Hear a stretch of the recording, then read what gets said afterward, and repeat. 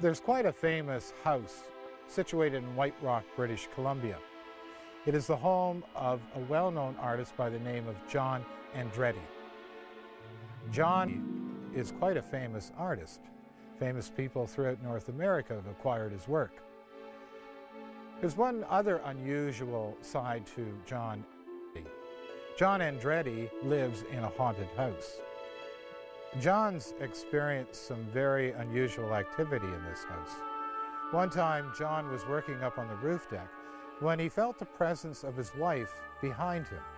And then when he glanced behind him, he realized it wasn't his wife, but the figure of a man wearing white coveralls. There was a man standing about 2 feet behind me as I painted, and he said to me, "What do you suppose you're doing here?" I said to him, "I'm painting my deck." John was beside himself. He couldn't figure out who this figure was. Who was the man dressed in white coveralls?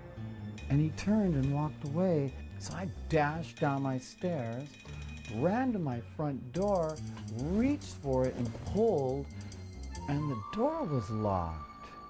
It was as if the fellow, the man was never there.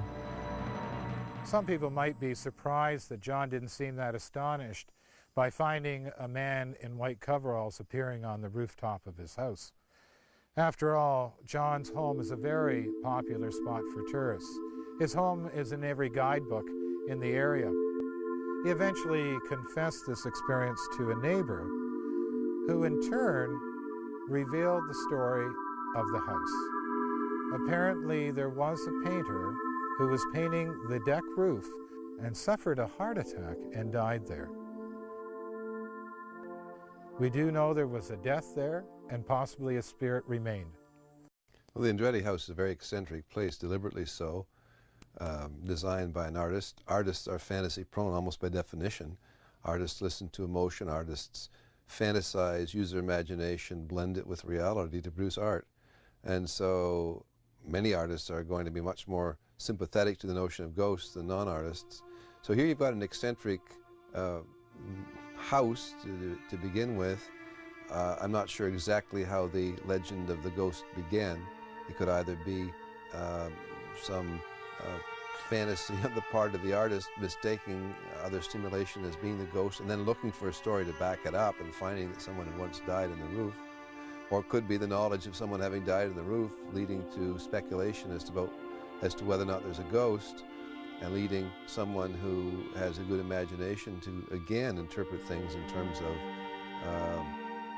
a ghostly influence on otherwise normal events. But you put it all together, you've got an eccentric house, you've got something that starts to attract attention even from tourists, and a good ghost story certainly helps add to the eccentricity. On another night, John and his wife Susan were awakened by their dogs barking. Susan got up thinking there might be somebody at the front door. As she opened the front door, she was shocked to see a young woman dressed in a white chiffon gown and barefoot. She was standing on the other side of my glass door looking at me, and I was looking at her, and it was very, it wasn't really scary, but it was strange. And so I called for my husband because I was a bit freaked out. So I called, and my husband was talking to her. She wouldn't respond. She just, stared at us. The young lady refused to speak.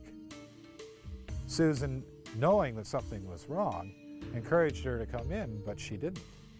She closed the door behind her and went to phone the authorities to find out if anyone was missing. After she got off the phone, she was shocked to see the young girl walking throughout the house.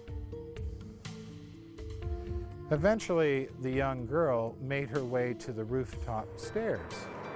The young girl had simply vanished in thin air.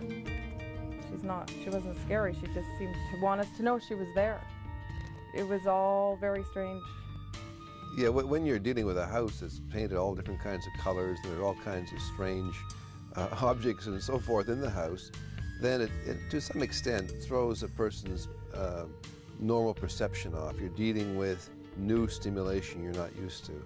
And again, if there's any hint that there's a ghost story associated with this, that's likely to make it more easy to misperceive things and come to interpret them in terms of some kind of ghostly presence. One day while I was working, I thought I'd seen someone that was trying to take the tour of our home.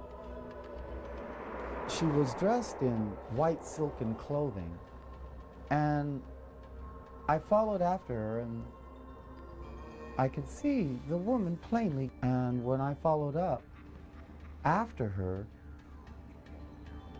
she was gone. The spirits are attracted to this home and the grounds because there's an energy of creativity happening here. Maybe one of the reasons why this young girl who appears in a white gown finds the need to enter the home.